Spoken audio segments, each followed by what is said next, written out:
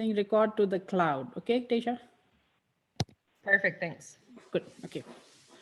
So what does it do? That's the next part of it, right? So again, coming back to our example, let's come back to the eraser for this. We'll come back to Starbucks. We'll keep the theme of Starbucks today because it's late in the afternoon, right? So the eraser, if I say this is an eraser, it is green in color, it is made of rubber. As a consumer, do you care? Now, if I say it erases what you write and you make a mistake, it helps you erase. Now I'm focusing on what it does, right? So therefore, it is always important to focus on what it does for your customer, not all the cool features. So some of us are technical people, and shortly I'm going to ask you to introduce yourself. And as technical people, sometimes we get so enamored with our product. So if I say, okay, this is a razor, it's green in color, it has rubber, it's made of rubber. Rubber is the rubber that I got. It was from green. It is green rubber because it was got without any cruelty from Brazilian forests that are already there. Rainforest. I made this long dialogue. And in reality, all that you needed was something to erase something, right? Okay. So remember, focus on what it does. And then why does it matter? Why does anybody care? That's where I said, if you make a mistake and you want to erase it. Because if I told you it just erases, it really has no worth. But if I said, if you made a mistake and you want to erase it, so now it is mattering more than just being an eraser. And then the last part of it is, to whom does it matter? Who in this world would care about an eraser? My little 10-year-old son, yes, because the number of times he has to rub things. Me, I type on computer. I really don't need this. I rarely write with my hand, right? So the question is, to whom does it matter? So we start with the hypothesis. We think it matters to these people, and then we'll test it out on actual. And then the last part of your product is, why now? Why is today the right day in all the history of time to be making something and selling it? If you can capture all of this, then you are defining your product properly. So now I'm going to ask each of you to take a couple minutes and compose your thoughts about, do you have something? So you're going to introduce yourself, tell me your name, which I can see, but I would like for you to tell me, right? And where in tech system are you? Are you a faculty? Are you a student? Are you an alumni? Are you a community member? Where are you with that? So introduce yourself, what you do, and then are you here with a specific idea? And if you are here with a specific idea, describe it very briefly without giving the secret sauce away. Don't worry about secret sauces here, okay?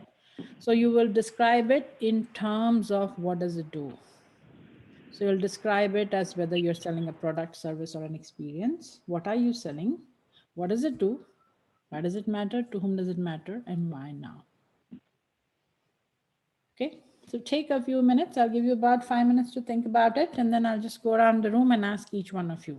If you're here and you're just here to learn and not with a previous idea, that's fine. You still need to tell me who you are, where you belong in our grand ecosystem. And then you can say you're just here to learn, and that's good enough.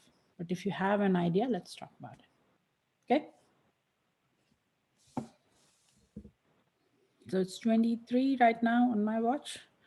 I'll give you about 5 minutes.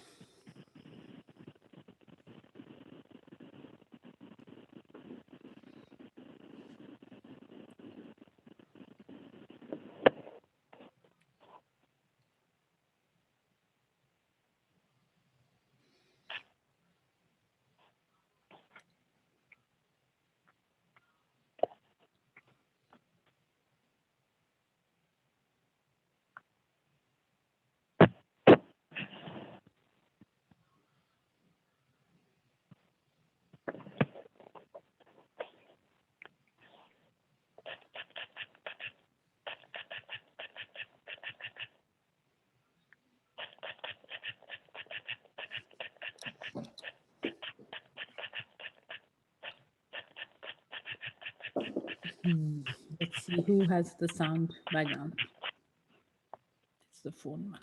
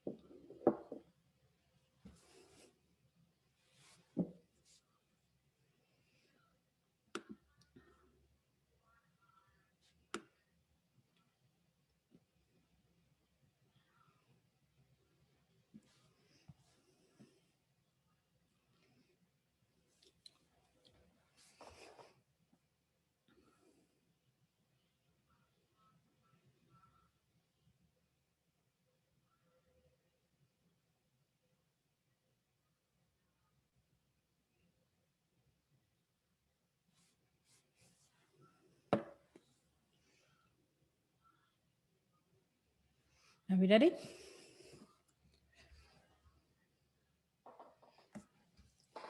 Okay. Who wants to go first? Darren, you want to go first?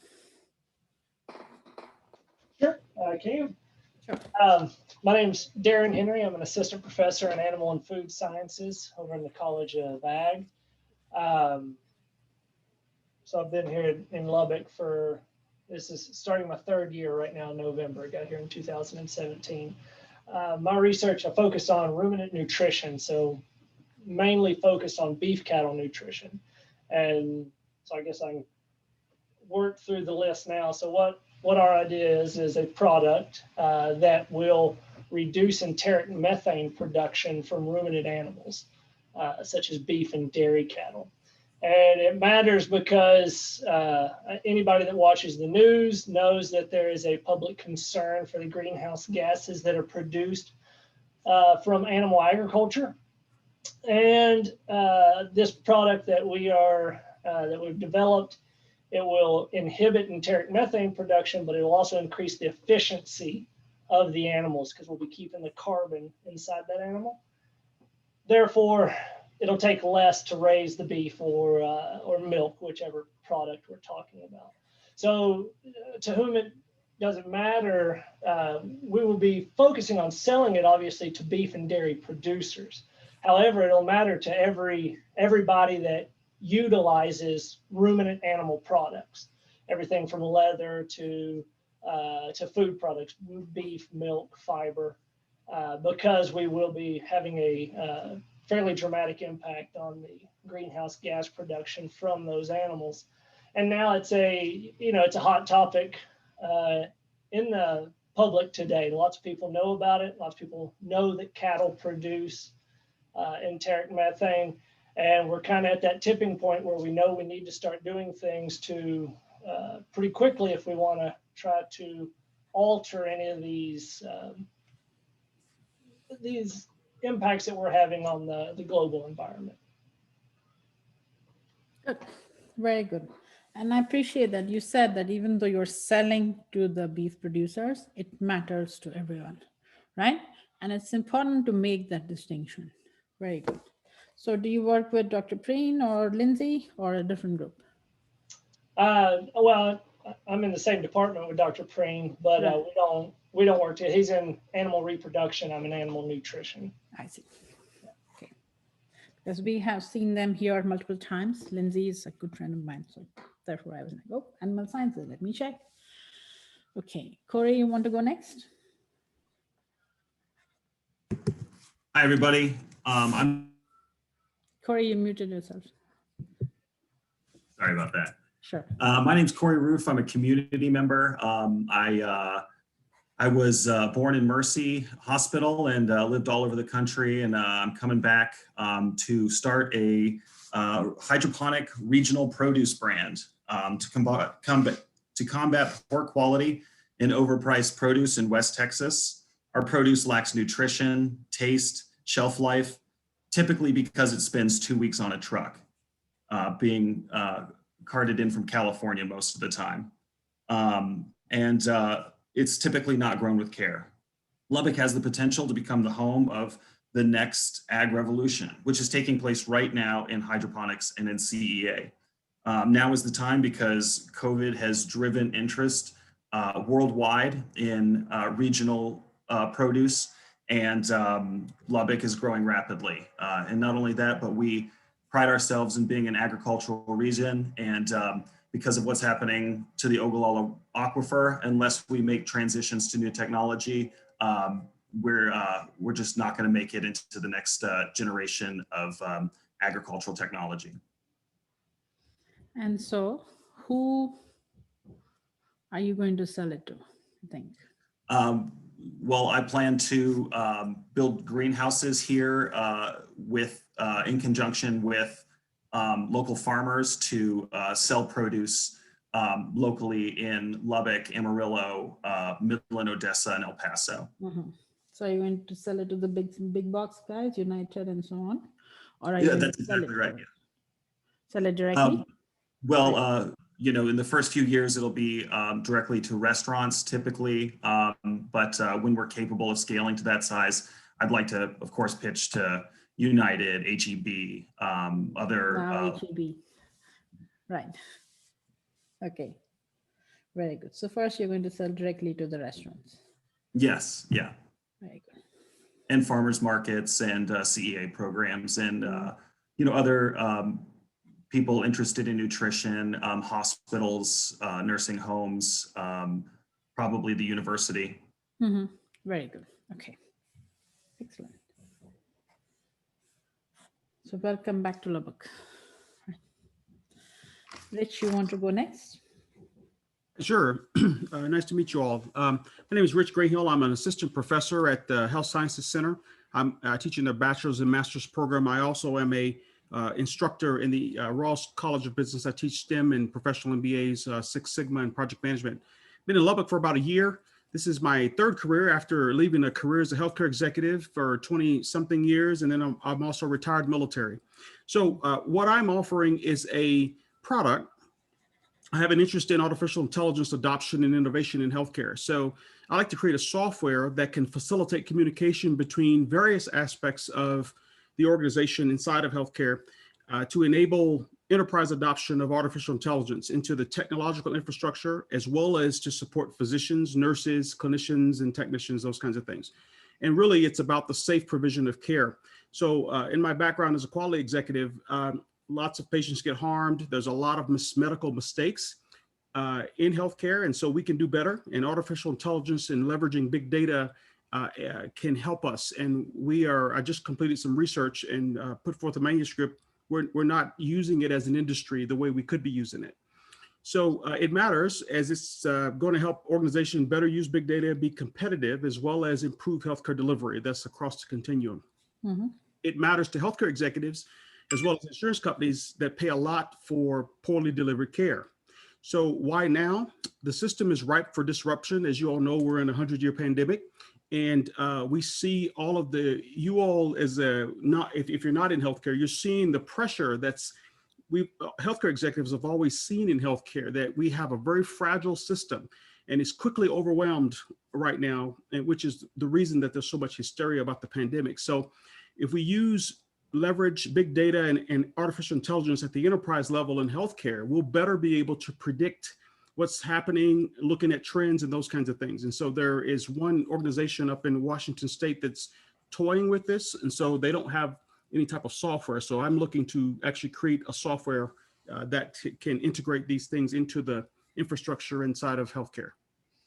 And so you're going to replace the doctors in some way. No, just help them AI enabled versus AI taking over. There's that fear of AI taking over, and that's more sci-fi. That's not reality at this point. Maybe in 200 years, I think, but we're a long way from that, I think. So it's more for them to help them use the AI to diagnose correctly. To do all those things, to run the business of healthcare, because right now healthcare as a business it's not run very well. And if you've ever been in one of those roles, you kind of see that we don't do things the way we should, which is why you get bills. When you think you've paid your bill, you keep getting bills because Tell me about that story. Yes. So there's a lot of opportunity for us in healthcare to do better, and this software will help with some of that. Okay, very good. And so you will sell this to hospitals? To hospitals, insurance companies, yes, and electronic medical record companies primarily, because they're the folks that are going to work with the data warehouse and all that. So very good. Okay, good. Molly, you want to go next? Yeah, sure. My name is Molly Johnston, and I am a community member, but my business partner is, she's post-grad, so she's a part of Texas Tech. And we are creating an app to be used in the medical field, specifically for pediatrics.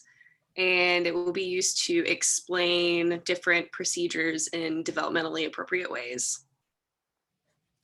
So pretty simple. So if I took my son and he needed a shot, it would explain it. This is how you do it. Or if they somebody needs a COVID test, it'll explain it to the child.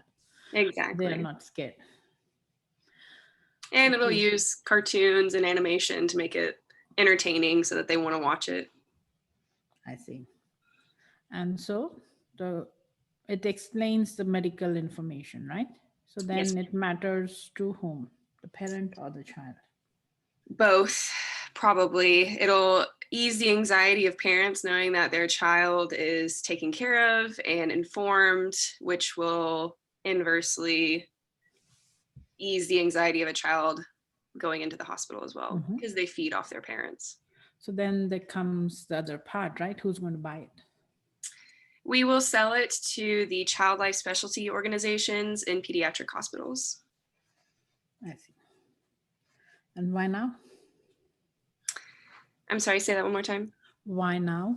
Why is now a good time to do this? I think honestly, why now is because I had this idea for my senior thesis. I graduated in December, and through quarantine and everything, me and my business partner had more time to really consider it as a fruitful idea. And that's why we decided to go ahead with it now, because we just ended up having time to be able to. Right. But you do need to think about a better answer. If I were an investor and I asked you, why is now a good time for this, right?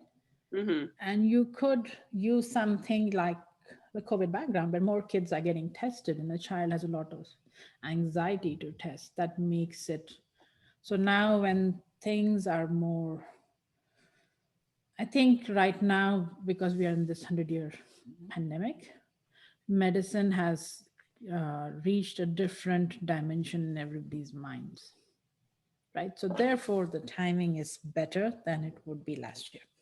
Do you see what I say? So when we answer the why now question, it has to do with the product rather than the entrepreneur convenience. Okay. Okay. So think about what would be the right why now for you. Okay. Very good. Good job. Pete?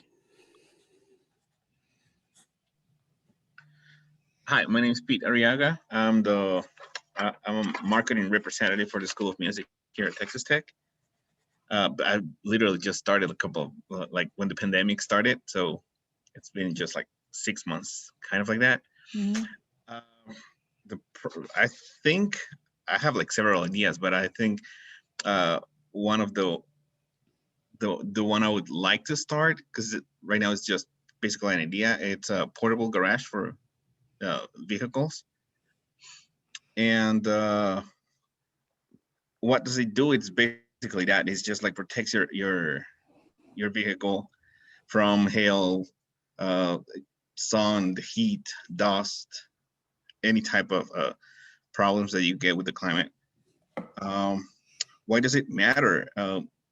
I don't know. I could start with the story, because how one of we had with my wife, we had a car. It was our first car, and it got totally wrecked with hail, because we didn't have like a parking or like a garage. So I was so frustrating, and I was hoping to have something like that, and I looked for it, because we got the alert that we were gonna have hail, and well, we couldn't find any product like that. So that's been for years on my mind, and at this point, I think my wife saw that you had this workshop, and she was like, maybe you need a push, so just go for it. So that's why I think it matters.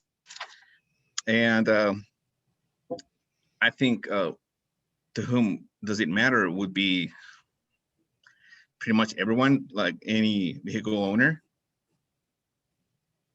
And why now? Now that you were talking about probably just thinking about the climate change, like it's getting worse.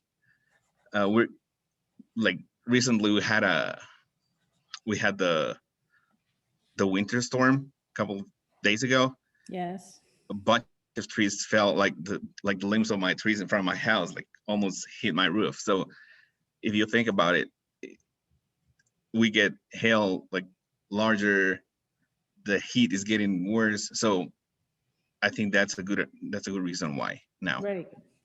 And good job improvising, right? So that is a good example of why now for the company. And you already have one customer, just so you know, Rich is buying it. He commented on the chat that he would buy it. Very good. Yeah. And so there's also, so when you see anyone who has a vehicle, and we'll talk in marketing about how to describe your customer. Okay. Very good.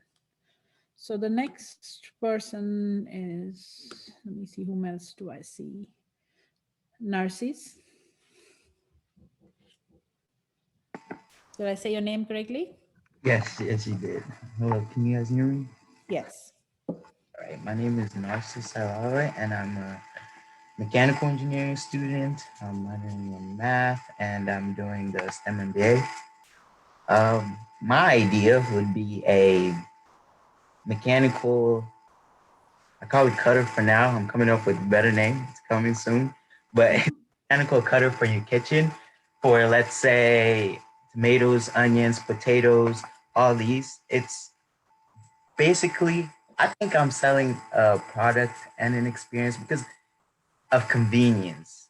When it comes to wanting to cook and cutting up all this stuff, it takes too much time. And right now we're moving towards a more technological, advanced world. So if we think about it, something like this, it's supposed to already be here, but technically it's not. And if you look around, the only ones that you would find are only push ones, and not ones that you can click a button and it cuts for you really quickly. So what I this idea, it can be used by a lot of people actually. Let's say kids, let's say you have a 10-year-old daughter or son and you want them to, hey, can you please cut the tomatoes and potatoes for me? And that can easily be done if they have this machine, other than the risk of having to cut it with a knife, and they might cut themselves. So you're not worried about those things. So it would be efficient and convenient. Okay, good. So you say who would buy it? Would it be somebody who's a parent? Or would it be a chef? Or would it be I would have to Trial. larger scale for the restaurants, but I'm only thinking home use right now. I'm thinking Okay. like a small scale for now. So I'm thinking selling it direct to consumer or selling it to places like Amazon. It'll be easier to get the product out there. Right. So now Amazon is not, you never sell to Amazon. All Okay. that you do is you place it in Amazon, right? And you still sell to the direct customer, consumer, right?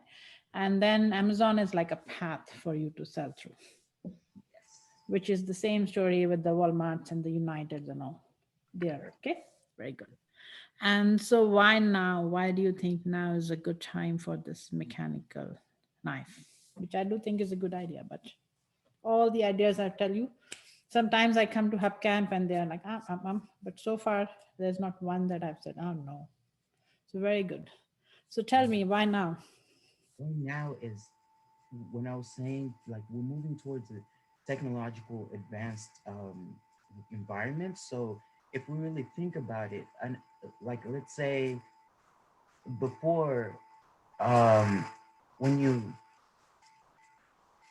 a better answer would be using force or using having to have to cut something at this time is kind of something that should be progressing. So I think me having to do this would be like me moving towards a more progressed way to be in the kitchen. Okay, but that's not strong enough, right? But how about if I suggest that you say because people are getting busier and right? And there are lots of people who don't have time. How cool would it be when I leave tech, finish teaching class, leave tech, I press an app on my phone and all my vegetables are cut by the time I come home, right? That's a So good one. think about it in that way. So whenever, so that's one of the reasons we always use the why now, because then it helps you get to probably a different step of your product sometimes. And also it helps you justify the urgency of the situation. If you say it should have already happened, it didn't happen, nobody wanted it, it's all good. But if you say people are getting busier and we still have the COVID and there are parents who are homeschooling their children and working and doing all that, wouldn't it be nice if the vegetables were cut? And I would say, yeah, give me one, give me five. Do you see? So that's how it is. Okay, very good. Dave? Okay, so my name is David Yescas. I'm a computer science major at Texas Tech College of Engineering, the Whitaker College of Engineering. Mm-hmm. So my product is going to be software. And of course, the specific kind of software I want to sell is a video game. What does it do? Well, it would provide entertainment.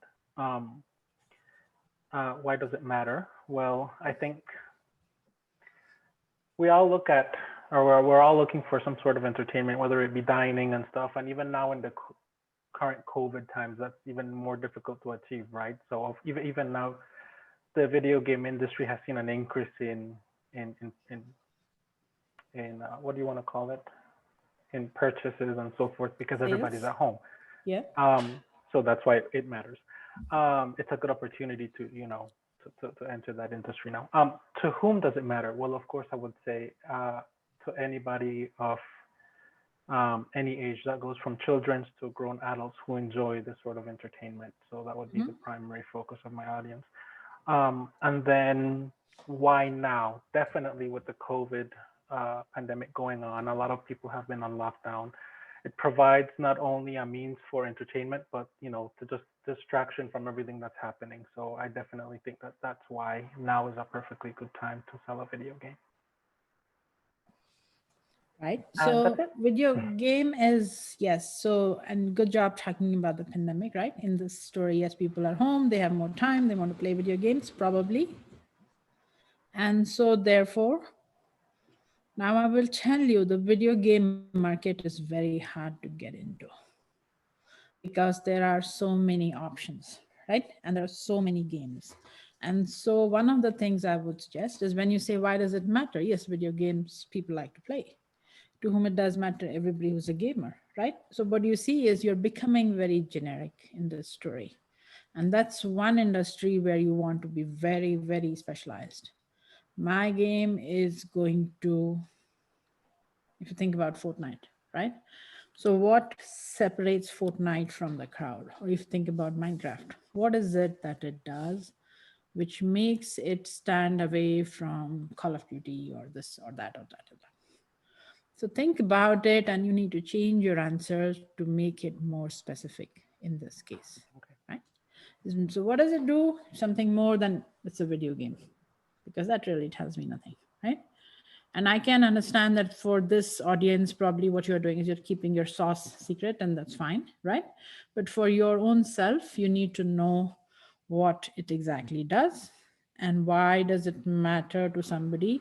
What would it take for a 15-year-old to switch from here, from what they normally do or what they normally play, to your video game, right? So that's where it comes. Why does it matter? Why does it matter?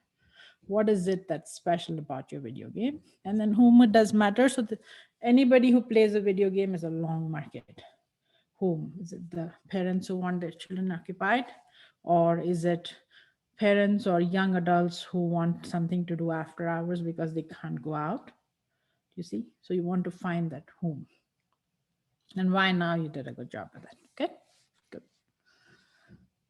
So Savannah. Hello, I'm Savannah Ivy, and I'm a junior animal science major here at Texas Tech. And I'm actually in Dr. Henry's Feeds and Feeds class, so that's funny.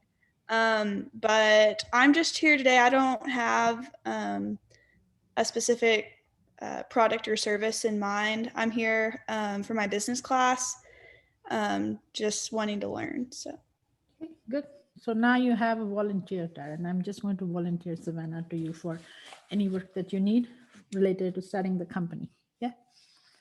There is a team. Reem. Yes, hi, this is Reem. I am a PhD student at the College of Design. I am, so my specialty is interior design, interior environmental design. My product that I'm thinking about, it's more of a service. It's designing home environment.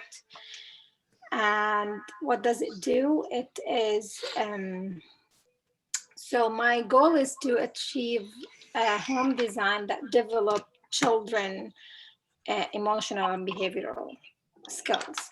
So that's my goal. That's what the design gonna serve, I mean. And why does it matter? It's for the sake of growing healthier and like develop children. That's why it's matter. And to whom? To families. Why now? I believe that this is a very good time and a critical time too, since COVID and quarantine. How can home environment be better serve the occupants' health and well-being together? And like now it's more than a home environment. It's a home and workplace and play areas and all together. So how can we promote that in one place? Good. Yeah. So you did a good job with your answers. Now, if you think about it, the one thing I'd encourage you to think some more about is a home is a home is a home. There are different kinds of homes. There are small homes, there are big homes, the medium homes, right? And so if there's a big home, let's say 4,000 square feet, and there's one child, do they still need your thing? Are you looking at smaller homes with more children? If you are pushing it on, or if you're saying why it matters because home and work are now merged and there are children around while you're working. So then which kind of homes would that be? Right. So you need to calm down and see, okay, it's families with kids to start with, right? And do they live in a big house or a smaller home or a medium sized, and how many kids does that make it worth it? So that would add, or that would make your product definition more robust. Yeah, I agree. Very good. Thank you. Most welcome. Now there are all those who won't turn on their video, so we will call them one by one. Mohammed. Muhammad is my husband. He's with me. Come here, He's join. hanging out with you? Okay. Yeah. Hi. Hello. Hi, how are you doing? Doing okay. Good. Okay. Good This to is see you. Mohammed. I'm a sales representative. Actually, I'm looking to open a small business like a fresh juices. And the service, it will be like a waiters with the drive-through.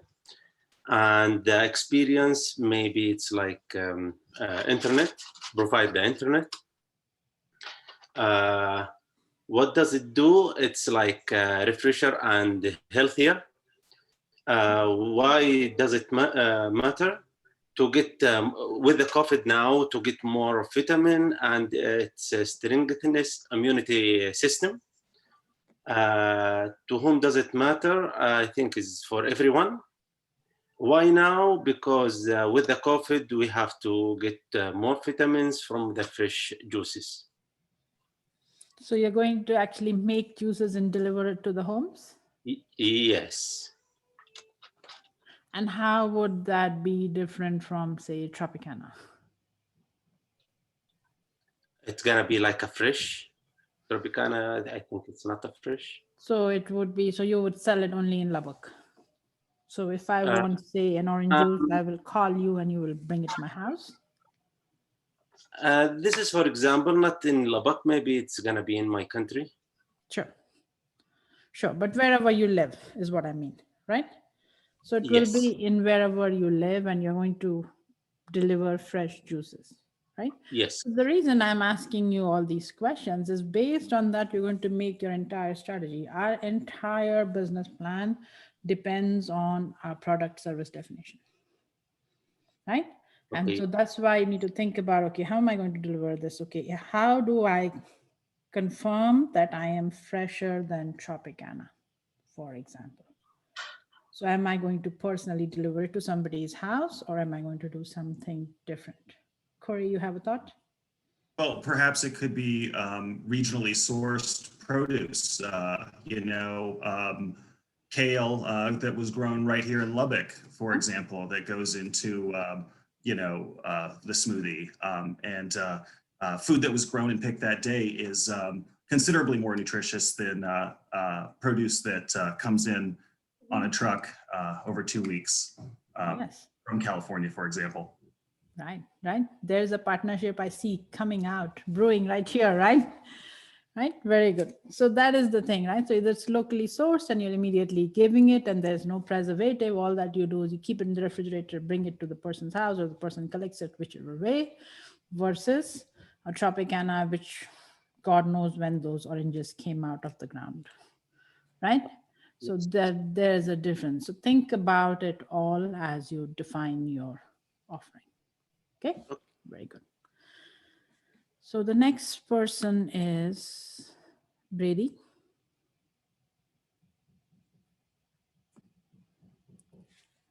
Brady, are you going to unmute yourself? 1, 2, 3, 4, 5. Brandt. Yes, I'm a student here at Tech. Also, I'm in this business class, so I'm just here to learn as well. Okay, very good. Are you in the Rawls College? Yes, I'm an accounting major. Okay, good. Then Camden.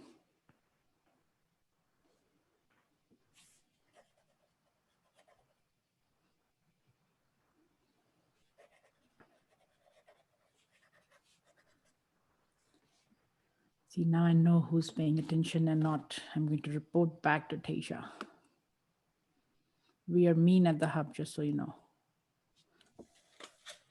And then Katie. Katie, you didn't talk yet. Katie.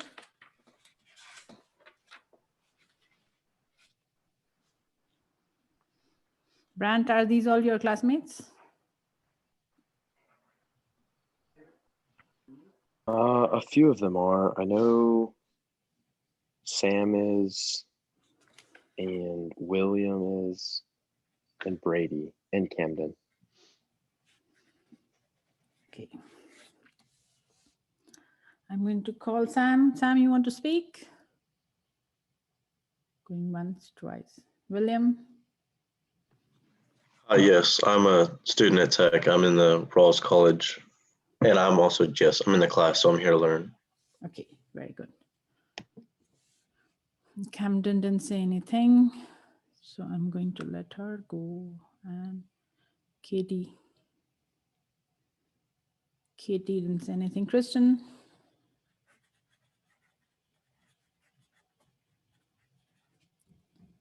Kirsten, right? Yes. Yeah, I'm here with my dad today. I'm a Texas Tech student in the Rawls College of Business. I'm not part of this class, but I am here to learn for personal reasons. I'm a finance major and also a business management major with that concentration in entrepreneurship. And my dad here, Gregory Evans, he's an alumni from Texas Tech. So that's why we're both here. I know you from Captivist, right, Kristen? Yes, when I was a part of Captivist, yes. Yeah, this is Gregory. I have two daughters there at Tech. Kirsten has a twin. So we have some young ideas, but they're not really very well cooked yet. And we have a lot of other stuff going on right now. So it's kind of been hard to push the rope. We were very impressed by Kristen. So I believe you're on the right path. Yeah, and Gregory. I'm very proud of her. Certainly, absolutely. Yeah, I graduated Tech a long time ago, and I really am very impressed with everything Tech has done with this startup, this innovation hub. It's just really brilliant. So we certainly are hopeful about bringing some things there eventually to start up. But we're very in the very early stages. Yeah, I understand. And when you're ready, make sure you reach out. Okay. Certainly, yes. We've been talking to Dr. Ryan already as well. So very good. Excellent. So I think I called out everyone, right?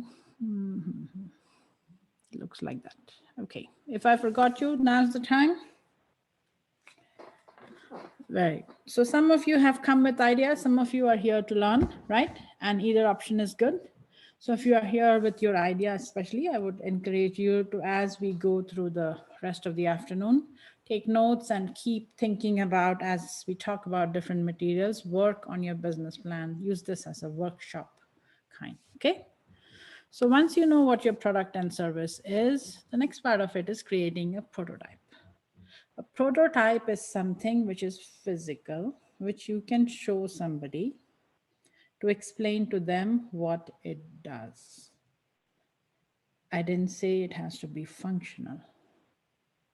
See, but it has to be something that you can see and show people that it actually, there is something more than just an idea. So suppose I say, I always like to use the example of a time machine.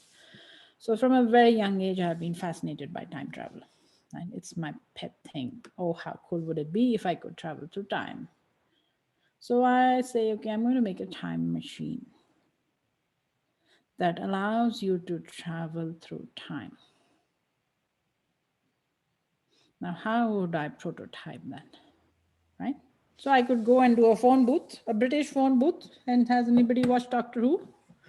Right? That could be a prototype for the time machine. It's not functional. So that's the big difference. So a prototype is something that you can show. You can say it's going to be this big. It looks like a British phone booth. It's red in color. A person walks in, picks up the phone, and now they travel through time. Rich, you have a question? Hi. What is the difference between, so I've done a proof of concept before.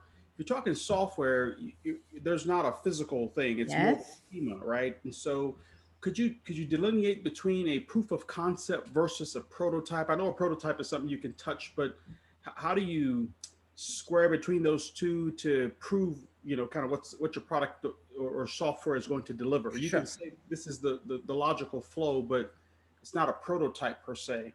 Mm-hmm. I don't So know if I'm- prototype in the case of a software or an app would be, how does a user interact with this? What are the steps you would do? And it would be the screens of those steps, but it doesn't mean the software at the back end is working. Right? But it would show me that you have thought through this, and if I were to invest in you, so a prototype is specially used only for investors. If I were to invest money in you, then this is the steps you would take in order to, for a person to be able to use your product. So they would go in, they would log in here, this is the next thing they get, this is the screen they get, and this is how the data is gathered, all of those, which is slightly different from a proof of concept, which is more like a flowchart, right? So that would be the difference. And so that brings us to the next thing, which is, so you want something to show. Now, after you have that, your next step is going to be, you're going to improve the prototype such that it now works. So a minimum viable product is something that actually works. It may not look exactly like what you're going to sell eventually, but it does the minimum functions that you need for your product. Right? So there it is more than a prototype, because a prototype doesn't have to work. So if I were to sell, coming back to the time machine, right? So I could do a prototype and say a British phone booth that has a phone in it. That's my prototype. But can I, if I want to move from there to a minimum viable product, and I'm saying it's a time machine, there has to be time travel in it. Otherwise, it's not a minimum viable product. Now, even if I travel by a few hours, it's still time travel.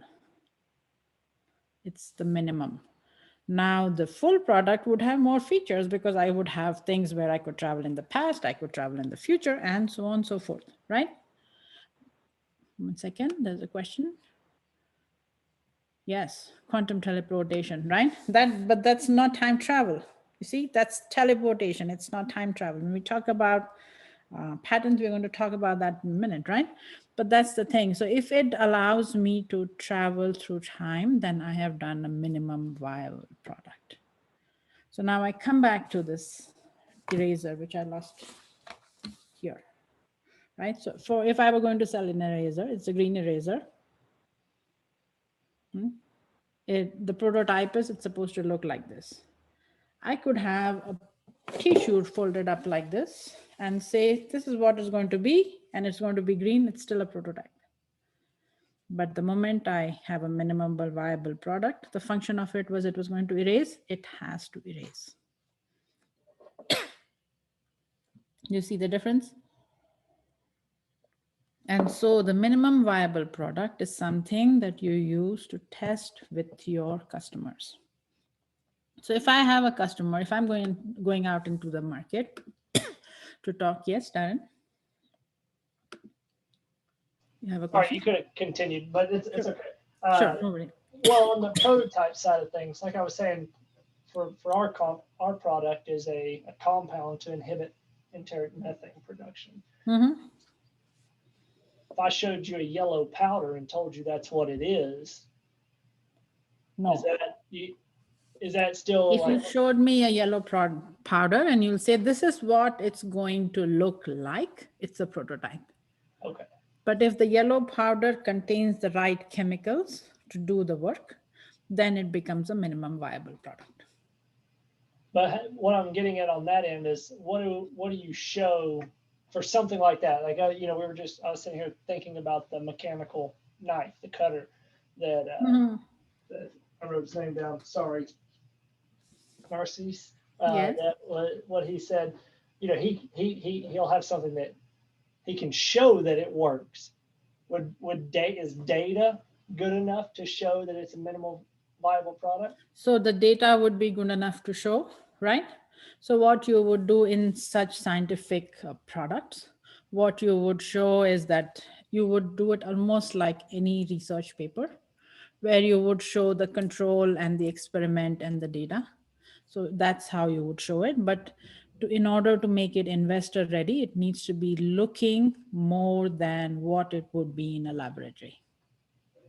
Right, so there's going to be some element of packaging, or I'm going to sell it in units of this and that kind of unit, and a person would need to feed the bovine animal maybe 3 times a week or whatever. So it's gone beyond just the experimental data. Thank you.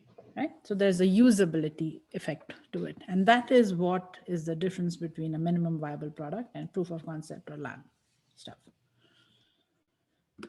Okay, and so you're going to talk about what features you need.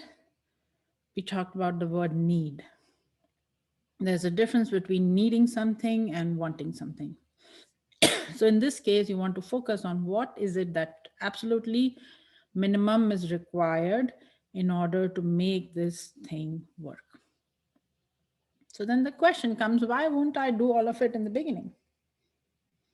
Why can't I just make the best thing and sell it? Someone wants to try? Rich?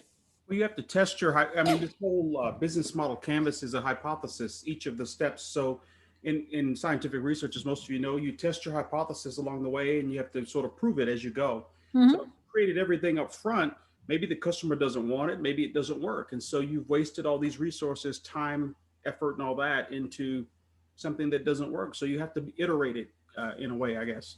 That's right. That's exactly right, right? So you want to test it with your customer because you said first, whether if it works, if it doesn't work at all, then you have a different problem. But if it works and no one needs it, that's a different problem. And in order to check whether somebody needs it or not, you want to spend the least amount of money to make something that works such that somebody can test it out and say, yep, I want it or I don't want it. Okay.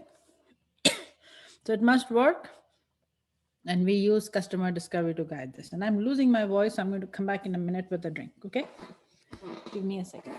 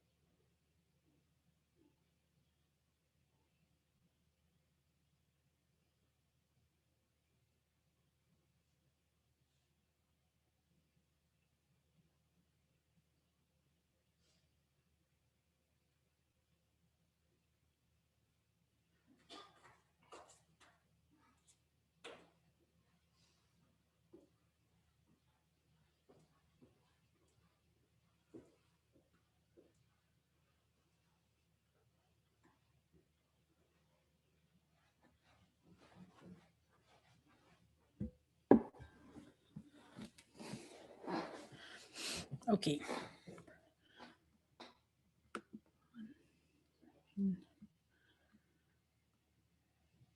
Up. Come on.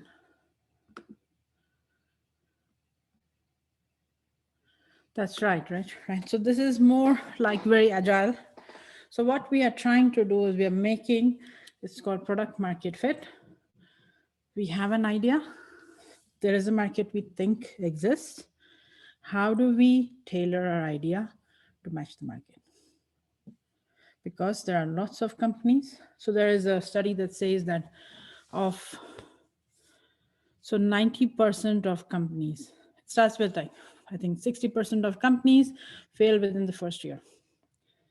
90% of companies that start up fail within the next 5 years.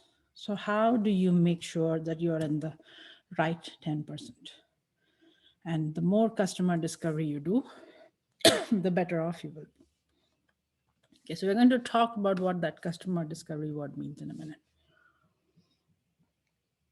So in your product and service design section, you're going to describe what is your prototype and what is your MVP, and what it costs you to make each of those. And then in case of specialty things, what are the service requirements of each? So for example, in case for Corey, you're there? Yes, I'm here. When you are making the greenhouse, right? Your prototype is going to be a description and approximate what it's going to look like, what kind of crops would you grow there. But then your minimum viable product would be a greenhouse that works, right? And so then the question is, what are the service requirements for it? So now the big question is, oh my gosh, it costs a lot of money to make a greenhouse that works, right? And so that is why the prototype comes before the minimum viable product. And in your case, when we talk about customer discovery, it's going to be slightly different. You're going to make a smaller unit of greenhouse, which probably fits on a table, and use that to see whether there is an interest in buying those kind of products. Yes. And then you'll talk about what are the service requirements for that. How often do you need to change filters? How often do you need to recirculate water, so on and so forth. I plan to approach this from sort of like a customer standpoint, identifying what crops people in West Texas are interested in. And maybe, I guess, but you're right, I didn't really even think about that part of it. I just kind of had like a platform in mind. Thank you. Yeah, I guess I didn't think about that. Yeah, so you have to think about it, right, in terms of what it looked like, and you could try, say, tomatoes, and see how many people are interested in that. You sell them in that manner, or not sell, you go do customer discovery, right? Okay, and then try a different one, That's a great way to find out what the customer wants. And that is why we create a minimum viable product. And then the last part of this section would be scalability. So if you had this small little unit or small little quantity, what would it take to make enough of it such that you can fulfill your market, whatever you define as your market? And then talk about, okay, so before you create your MVP, you would do customer discovery. And customer discovery is more of, so you do, in the end, you need to do market research, but you'll start with customer discovery. Customer discovery is open-ended questions, and your goal is to try to find out pain points. What is it that bothers your customer?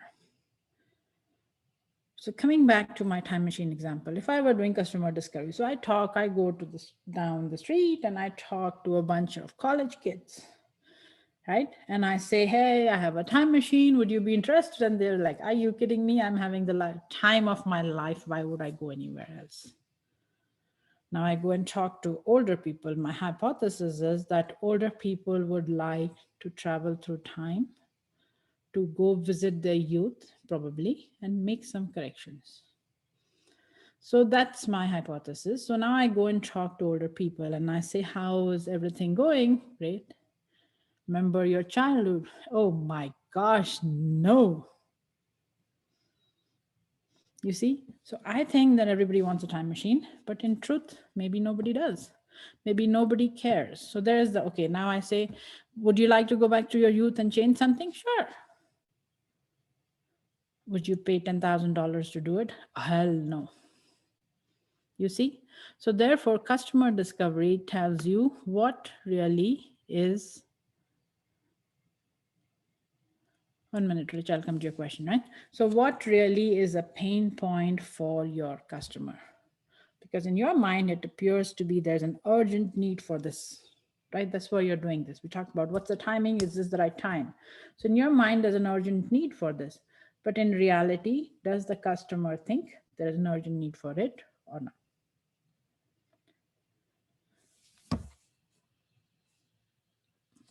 You can use data from so what is called the secondary market research, Rich, right? And so we're going to talk about it in a second. Secondary market research you can use to find data that other people have already done market research and aggregated for you. Some of it is paid through Texas Tech, a lot of it is free. So you can find the secondary market data. And for those who are at Tech, there are two great resources we have. One is the library itself. In the Texas Tech library has a personal librarian. So you can go to your own department's personal librarian and say, can you get me this data from the business school librarian? And they will get it for you. And the librarian actually goes, searches for the data and gives you the entire research. It is really fabulous. I've done it a few times and it shows up within, they're like, oh, sure, we'll get it for you. They want to do it for you. Within a few hours, you'll get it all. So that's one resource at Texas Tech. Second one is we have something called PitchBook. And Dr. Ryan, when he teaches his class, sometimes he talks about it. We offer it for free to our accelerator teams. And that's a resource that is available for, that has all private and public companies, how much money they raised, what was the funding, what were they selling, so on and so forth. So that's the second research. If you are a student or faculty at Texas Tech or Health Science Center, you can send a note to Dr. Ryan and he'll be able to get you the access. So those are different ways to get secondary market research, which is we are using other people's data. But I would caution you, don't do secondary market research until you have completed the process of customer discovery, at least 100 interviews. Because secondary market research is based on things that others are doing. Your product is unique to you. And so you need to find out whether somebody actually wants it. Because secondary market will tell you what size, how many people do this, nothing. So the big question that you're trying to find out when you're doing customer discovery is, who is your customer segment? What kind of people would like to buy this? And what value proposition do you offer them? What is it that you offer them that they value? Because remember, we are all living our lives. Life is going on very okay for most people. Most of us are happily living our lives. And why would I change what I normally do in order to do something different and pay money to do it? So why on the earth would I do it? So that's why it's important to understand what is of value to your customer and how valuable it is such that they are willing to change behavior. So there are different sources of secondary market research. Then the third part of it is the primary market research, where you will do expert interviews and you will do surveys. The difference between customer discovery and market research is customer discovery is much more open-ended. Your questions are very broad, and the goal is to have the customer talk and tell you their problems. And market research is, now you have a product. How do you want to position yourself? What price would you sell it at? What features should you have? So on and so forth.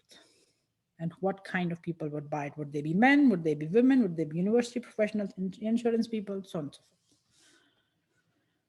Okay. And primary market research in case of business to business also includes customer interviews. But if you're doing B2C, business to consumer, you don't need to do it. So you would do the market research after you have the product, but you would do the customer discovery and secondary market while you still have a prototype, because you're going to use that to inform your prototype and your minimum viable product. Okay, good. So the next part of it is, so some questions for customer discovery would be, so we talked about it, they're more open-ended, we did this. So whether you do market research or customer discovery, you're always going to write down your questions. You don't show up and start asking questions, because what happens is there is no uniformity. So if you talk to 10 people and 10 people gave you 10 answers, all of us are scientists or scientist equivalent here, you know, it is a scatter plot. And you got nothing useful. But if you keep your questions, then you allow the interview to take you in other directions. But you make sure that you ask your 5 or 6 questions you wrote down, then you have usable data. And in customer discovery, we never show the product, never talk about it. That's why in RC, we don't need it. And then price question, if you ask a price question, it's going to be very vague. Are you willing to pay a lot for it? Or an alternate way is how much you pay to do it in the way that you're normally doing. So you try to get range of it. That's value based. And then market research is you start with the MVP and describe and show it.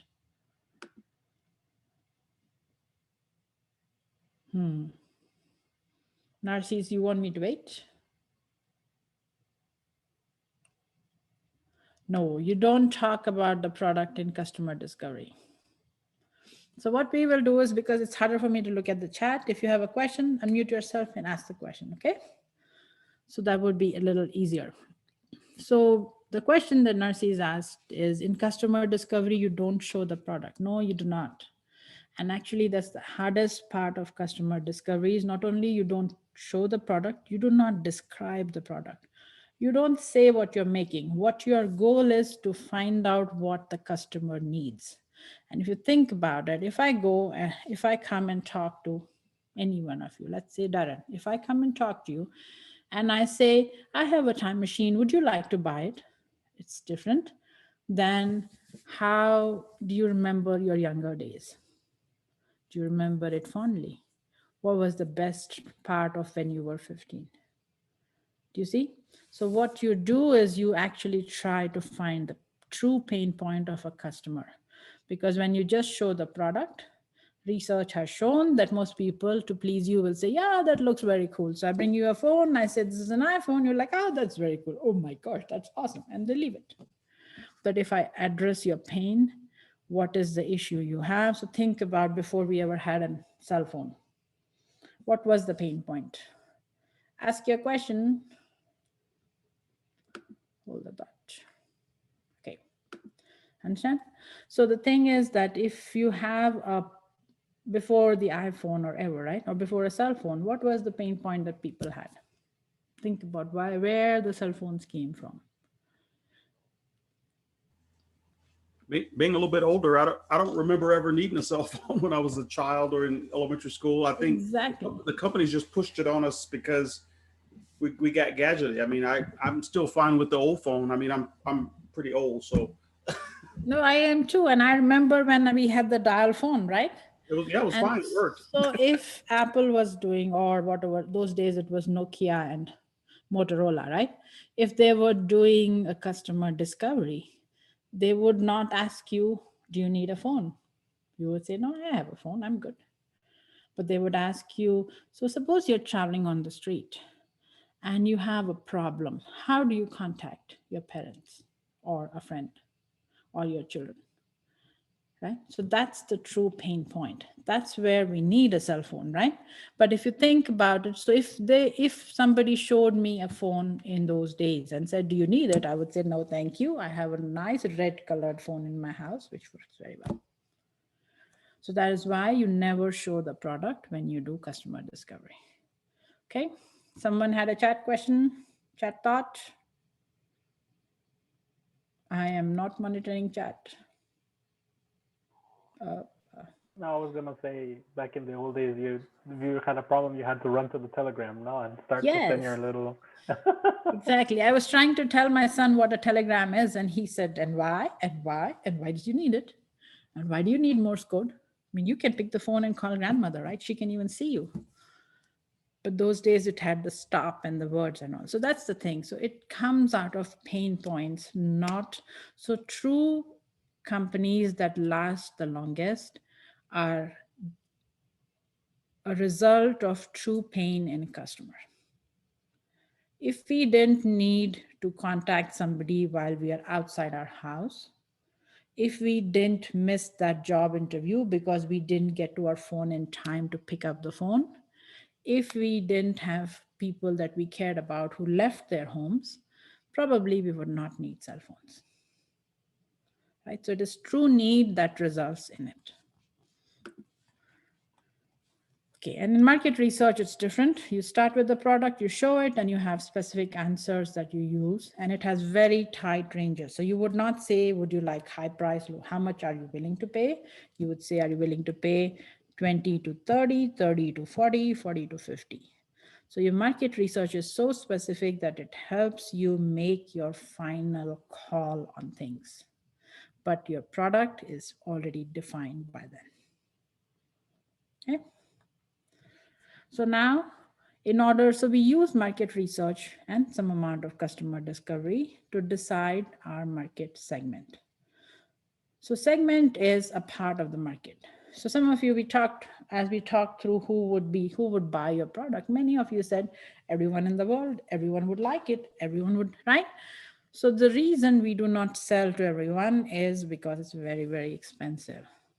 And what happens, there's a very fabulous poem that says if everybody thought that somebody would do it, in the end, nobody did it, if you read through the poem. So that becomes the problem when you do mass marketing. So that's why the recommendation for a startup is always to go for target marketing, where we segment a particular customer. So segmentation, a segment has to be identifiable. I can clearly define who that person is. And that person or people or group of people are different from everyone else. I can identify them. They are accessible to me. So there is this place in Siberia. There are 573 people or something that live in that town. It is the town in the world which has the most number of sub-zero days. People there walk around with a little heater they carry on their person, because you cannot go out of the street, out of your house without that thing, you'll freeze to death. So now I come up with this heating technology that only works for that group of people. I have identified them very well. They need to have at least 200 days of cold. But are they accessible to me sitting in Lubbock? You may say, yes, this is internet time, everything is accessible. Oh yeah, when the heater fails, guess what? I'm going to be hauling my backside on an airplane, trying to get there at considerable cost, which the heater will not fetch for me. So it's not accessible. Is it durable? I told you there are 576 people. I sell 576 heaters and then I am done. Right? And I hope that they have babies so I can sell a few more. And they have unique needs. So segment has to be identifiable, accessible, durable, have unique needs. Rich, you have a comment? Yeah, a few years ago, I had my own business and a consulting firm, and this is great because I thought that my customer segment was one group of people in Austin, Texas, where I lived. And honestly, because they were healthcare companies, they couldn't afford my services because it was out of their price range. So it also, your segment needs to be able to afford what you're selling. And I found out that actually my client was actually in Detroit, Michigan. It wasn't in Texas, which I didn't plan for that. So it's very important. So yes, I agree with you. And if you had, I don't know how much time you spent in market research or customer discovery. If you had done that prior, maybe you wouldn't have been selling in Austin. You would have set up in Michigan, right? So that is the key. That's why it's important to do these things. It's called lean startup, where we start up iteratively such that we set ourselves to being the 10% who never fail. So segmentation basis for consumer market can be geographic, just like Rich just described, right? A particular location, demographic, when men, women, older people, younger people, Gen Z, Gen X, Gen Millennial. I don't know what the COVID kids are going to be called. They haven't named the generation yet, but it's going to be a new generation, right? And then there is psychographic, based on the way they think and how they act. They are different, right? So psychographic would be people who are green conscious. Behavioralistic would be people who are outdoorsy. So those are examples, right? So those are different ways. The industrial market is segmented differently. It's based definitely on location. And then you talk about the company characteristics. Are they small? Are they medium? Are they low cost? Are they luxury? And how often do they buy? And are their purchasing decisions based on relationships?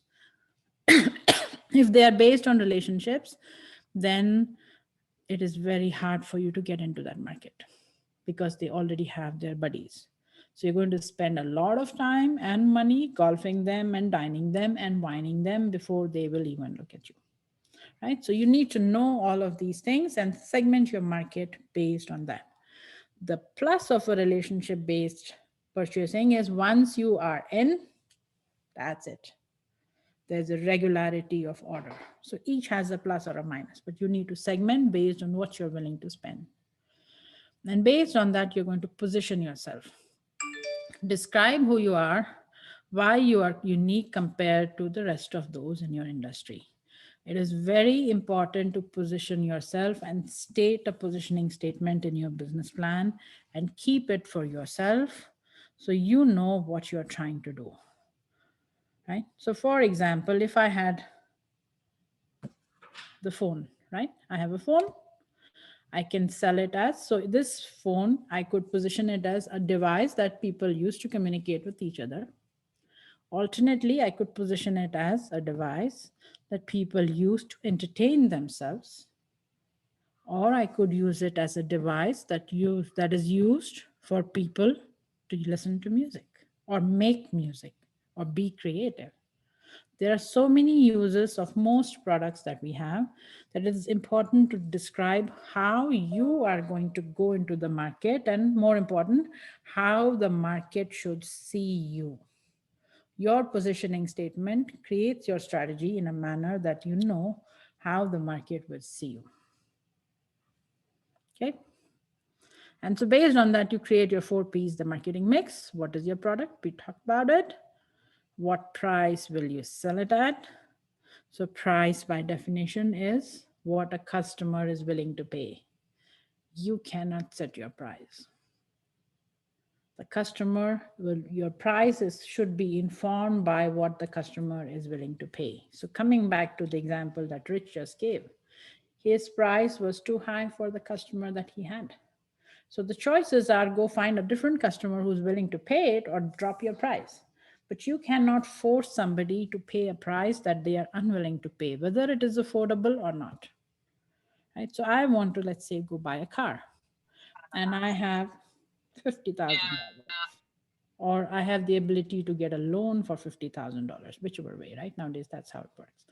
So if I have access to $50,000, does that mean that I'm willing to pay the $50,000? What do you think?